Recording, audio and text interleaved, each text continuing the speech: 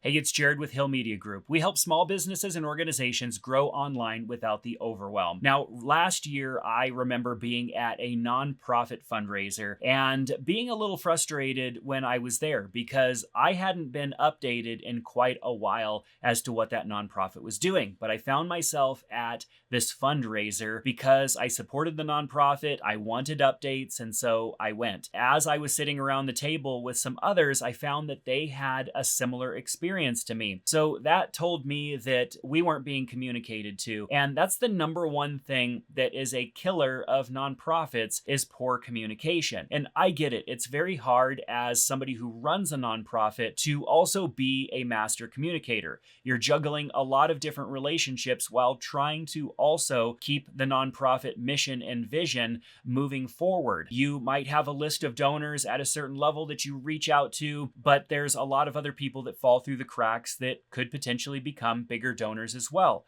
And so it's hard to stay on top of this. So I have 5 communication failures that are probably killing your nonprofit and how to fix them. Much of this is going to be around clear communication and how to do that in a more automated way. So that way people feel communicated to, appreciated, and they're not left wondering what's going on. So first of all, inconsistent communication is the main one. That is not communicating with your donors, whether those be financial or time donors where people are actually volunteering. The communication tends to happen when there is a need. And it's exciting when there's a need because we can come together and we can fulfill that need. Whether it's raising funds for it or gathering people to get involved, communication is required there. But we can't always just come with the ask. We need to be clearly communicating to people throughout the entire process, especially when they newly get involved, and then keep communication happening forward. So we're going to talk a lot in this video about email marketing automation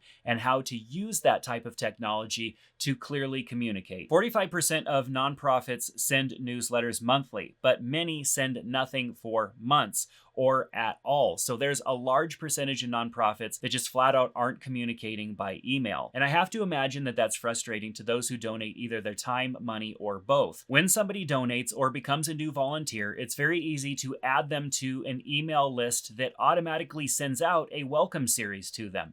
If I'm a new donor monetarily, then I expect some sort of welcome kind of onboarding email, and then maybe a few emails moving forward that give me a little bit more information about that nonprofit and some of the other things that they're doing. I may have just found out about one specific thing because I attended a specific fundraiser, or I had a friend invite me to a specific event and I learned a little bit there. But most nonprofits have a lot more going on, and there's a lot more stories to tell through a welcome email sequence. This is something that's very easy to set up in most modern email marketing platforms like MailChimp or ConvertKit. We also integrate those directly into our website so that our CRM, our email marketing, and our donation tools are all right within the website. That makes it really easy to collect that information and send out these emails automatically without even having to click any buttons. After you create them, it's all automatically sent out. Now, if I'm a monthly donor, it probably makes sense to get an email that's not just a receipt after every new donation. That also can be automated. If I donated once and then haven't donated in 90 days, 6 months,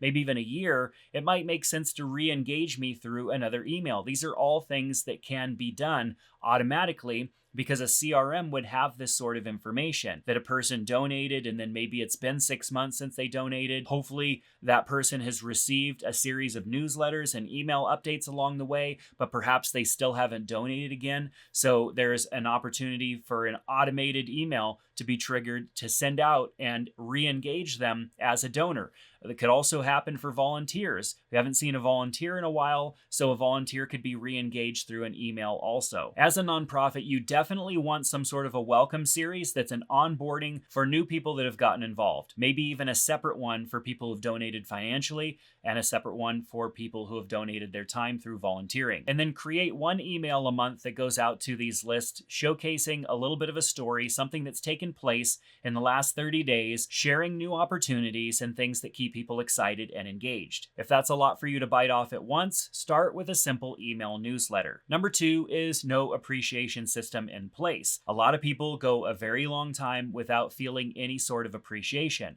And while most of us want to be as humble as possible, we also want to be appreciated for our involvement. And so when somebody donates, it's important for them to not only get informed by maybe having that welcome series in place, bringing me into the fold, showcasing some of the things that are taking place, but also allowing me to see that there are other people being appreciated. Maybe I don't need to be appreciated for my $25 donation, but it would be really cool for me to see other people that are being appreciated for their volunteer time, or local businesses who got involved at a bigger scale. If the nonprofit is showcasing people and organizations that are getting involved, using a little bit of storytelling there just to share how their involvement has impacted the mission and the vision, that's huge. I feel involved, and I also feel appreciated through that because I know that I'm doing a little bit of the same that those other people are doing. So showcasing someone in one of those emails is very easy to do, and it can be something that you do monthly, quarterly, but you definitely want to do it pretty often. There's a stat that I came across that 74% of people who donated want and expect some sort of an email beyond just getting a receipt. That means some sort of a welcome email. These types of emails get a 202% higher open rate than standard emails that we might send. That's huge. So sending them an email beyond the receipt that is an email of appreciation is huge. And then follow that up with a welcome series or a personalized email directly from you. Most donation platforms are going to have the page that people are redirected to as soon as the donation is complete. A generic thank you message is not sufficient. Number 3 is one-way communication. It's very easy when we have needs to send out a big email to everybody saying, we need funds for this new thing, or we need volunteers to carry out this part of the mission. Those one-sided emails are making big asks all of the time. I like to think of communication as an ATM at a bank. If I'm going to go to the ATM and expect to make a debit and get something out of there, I have to have deposited enough to cover for that ask. And so when it comes to communication, I need to be communicating and sharing information, sharing exciting things, telling stories, keeping people involved periodically throughout the year so that when I have a request, when I have a need, I can easily make that and people are excited to get involved because they've been getting fed great stories of things that are taking place, seeing how others have been involved and impacting their community. And because of those stories, I'm ready to be a bigger part of what's going on by donating or getting involved as a volunteer. Through these emails, there's also opportunities to ask questions and ask for engagement. What did you think about this? How did this impact you? Asking those questions and getting those stories back from the people who are receiving your emails as well is another way to make these emails interactive and not one-sided. Number 4 is no impact transparency. You see, I've been to countless nonprofit fundraisers where they're trying to raise a certain amount of money to reach some goal so that they can achieve something. The only email that I end up getting is, guess what? Here's how much money we raised. And while that's usually exciting, big monetary amount was raised, I don't get any follow-up as to what actually happened. Did that actually get started? Did they achieve their goal? Did they have enough resources? Were they able to do more? What challenges did they face? There's so many different things that can be communicated, and especially the success stories that showcase the impact of the original ask. And that's where I feel like the timing of the ask is also important. If the only time I'm communicated to is annually when it's time to raise more funds, then I haven't been involved. I don't have any buy-in throughout the year. I don't have any emotional connection either. Yes, we might tell a good story at this fundraiser event, but that's a big emotional roller coaster to ask people to be on. They might come in a little frustrated because they haven't heard anything. They really don't know anything that's taken place in the last year. And then they're asked to make some big donation based on information they only received moments ago. I think it's much better to communicate throughout the year so everybody comes into those events super excited, riding the wave of all of the stories that have been told throughout the year and people who have been championed because of their involvement, and stories of the the impact that's taken place since the last year. If I was throwing a fundraising event, the fundraising event would be celebrating everything that's happened that everybody's already aware of because they've been communicated to well throughout the last year. And building on all of that excitement, that's where you pitch the next exciting thing that is going to happen and how people can continue to be involved as you move forward. With the technology we carry in our pockets, we can take photos and video clips so easily and edit those together into something that we can share periodically through email, keeping people involved and included as you go out and impact your community. And number 5 is generic non-personalized messaging. I find that I end up getting the same message that everybody else gets, which is fine, assuming that it's communicating the right information. But I think it's really important to speak to people based on their involvement. If I'm a volunteer, then I want to be communicated to as a volunteer. If I'm a financial donor, I want to be communicated to that way as well and see how my support has empowered volunteers to carry out the mission. It's all too common that the same generic emails go out to all different supporter types, and that comes across generic. Nonprofits that simply just have their donors' email addresses see a 29% increase in retention, and that number actually quadruples for nonprofits who send out emails to that list, communicating to them throughout the year. Our online expectations have gotten more and more personalized, and we expect that from everyone that we interact with, a more personalized approach. And while we can't send out a personalized email to every single person, we can send out emails that are personalized to the type of involvement. If your donation tool and your volunteer database are all pouring into the same CRM, then it's very easy to segment out people based on their involvement and send specific emails to them. Also to automate